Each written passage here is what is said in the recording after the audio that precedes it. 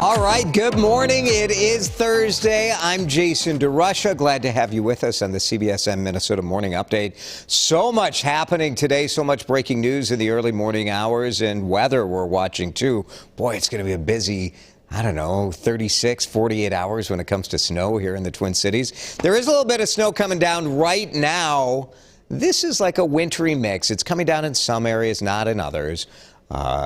It'll be out of here soon enough, so no big deal this morning. Today, a warmer day might melt some of the snow that might be still stuck to your driveway or sidewalk. Should be about 34 degrees today, right? A little warmer than normal, actually.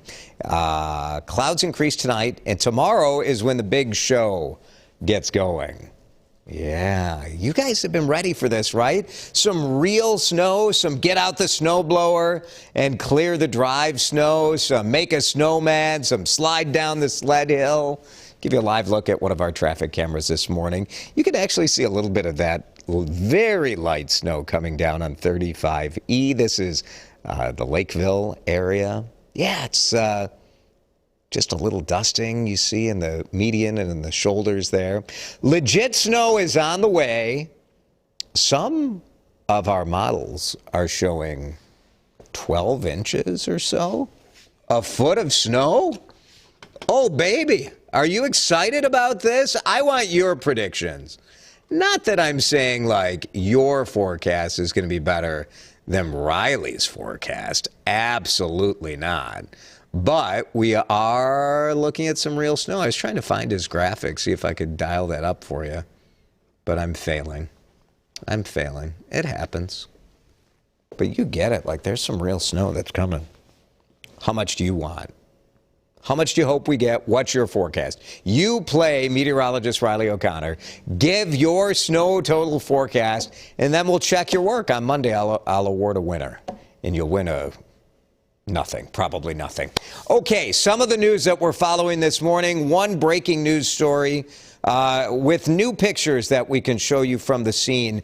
This gives you a sense for just how fast the driver of what police are telling us was a stolen Mercedes SUV was driving when it crashed. This is half of the vehicle. Impact so intense, this stolen SUV just sliced in half. 2 young people are dead. 3 others are in the hospital right now. Robbinsdale police say they got a report around 2 this morning that someone saw a Mercedes SUV on Broadway right near North Memorial Medical Center near the Hy-Vee there on 81. It's Bottineau Boulevard there, Broadway. And so police showed up, and they said then the driver of the car took off. There was a chase. We don't know how long police officers chased, but Lowry Avenue is right there and cuts through Robbinsdale into Minneapolis, northeast, across the Lowry Avenue Bridge, and that's about a 4-mile distance that the car went before this massive impact. Police telling us that at one point the SUV was going about 100 miles an hour. So really terrible story there. Lots of questions we're still asking about this police pursuit. So we'll be tracking all of those details during the day. But right now, 2 young people, we don't know ages, but 2 young people dead, 3 others very seriously hurt, as you would imagine, by seeing that new picture just into our newsroom. Day 2 of testimony begins in just about an hour and a half in the Kim Potter trial. And boy, yesterday, new video evidence that we've never seen before and strong emotions on display in court. He just sounded really nervous. But I reassured him that it would be okay.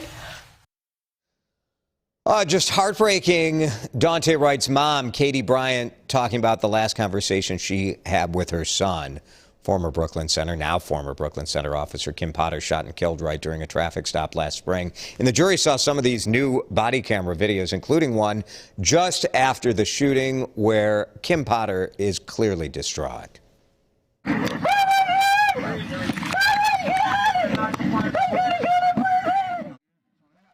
We have been told that Potter will testify in the coming days, so lots of emotion, and her partner kind of walked the jury through what happened, why they pulled over Daunte Wright, all leading up to really the question in this case is whether this was an accident where you can say it was horrendous, but it was an accident, Or does there need to be a punishment where you say, yes, this was an accident, but you could have looked down and noticed that you had the taser instead of just drawing, look down and see if it is a taser.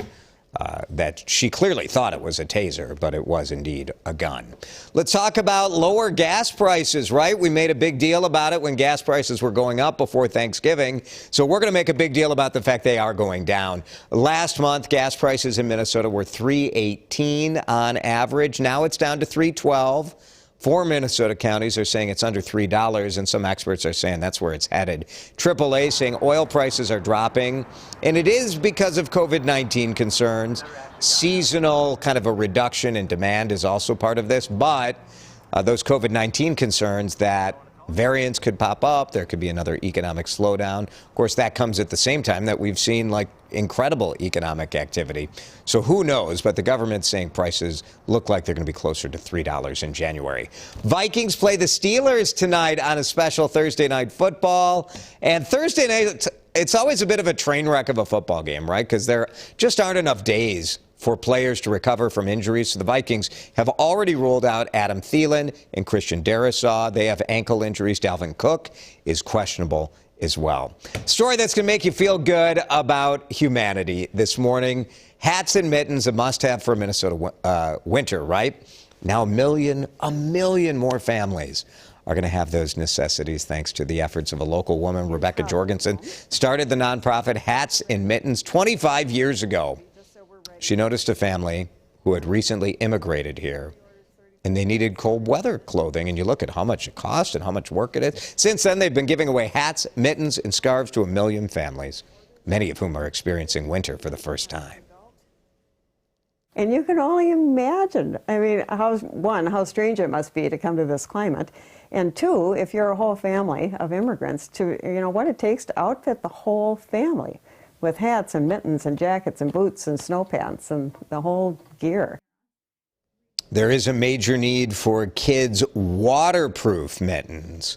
$2 donation to Hats and Mittens will cover a pair. They also need adult-sized hats and mittens for teenagers. A lot of people donate for younger kids, so they need stuff for teens, too. So if you would like to or you're able to help, that link is at wcco.com/links. Google has released its Year in Search list for 2021. I love looking at these, and apparently Americans love basketball. I've told you this all the time.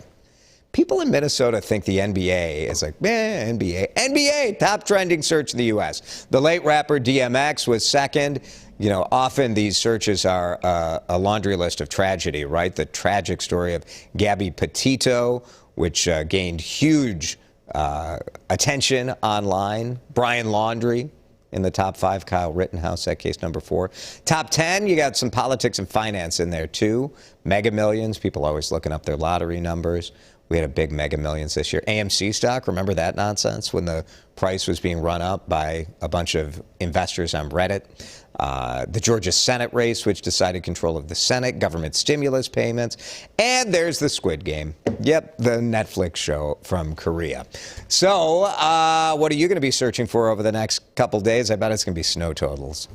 Just go on Twitter, go to my account, go to Instagram or Facebook, and you're going to see a patio pic. I got to get my snowblower ready. I still have my lawnmower in the front of my driveway. The snowblower's in the back. I got to make the switcheroo. And that's always fun as my neighbors get to hear. I got the electric mower this year. Maybe it's time for an electric snowblower. Here we go. Let's see your snow predictions. Jenny Stapleton hoping for 15 inches that Rochester may get. Jenny's in the North Metro. She thinks she'll get 3 inches. Yeah, this line keeps moving, so you got to keep checking in with Chris Schaefer later today, and Katie Steiner will be in for Riley tomorrow. Thanks, Jenny.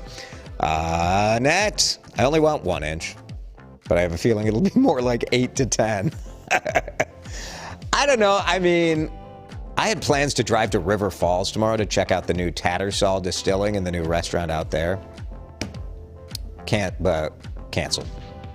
I'm not doing it. Thanks, Annette. Here's Joe Myers. My 7-year-old Aiden predicts 30 inches. 3 snow days. Aiden, lock it down. Boy, wouldn't that be fun? The timing is good for this, right? Starting for most of us Friday afternoon. So you can kind of just have some fun with it over the weekend. Thanks, Joe. And it's not going to be bitter cold, too, so you can go have some fun. Here's Kimberly. Love snow. I love the 12 inch. Everybody's like thinking it'll be less. We'll see. Kimberly says 2 to 4. Chris, our producer, do you have a prediction? How much do you think we'll get here in Minneapolis? Chris is hoping for 6. Ready for ski season, 6 inches. I don't ski. I mean, at my age, do you think I need to learn how to ski? No. You know how that's going to end. Boom. Not a good idea. Actually, it probably am with just a lot of like, oh my gosh. Well, I'm okay. I'm okay. That's the morning update. Have a great weekend.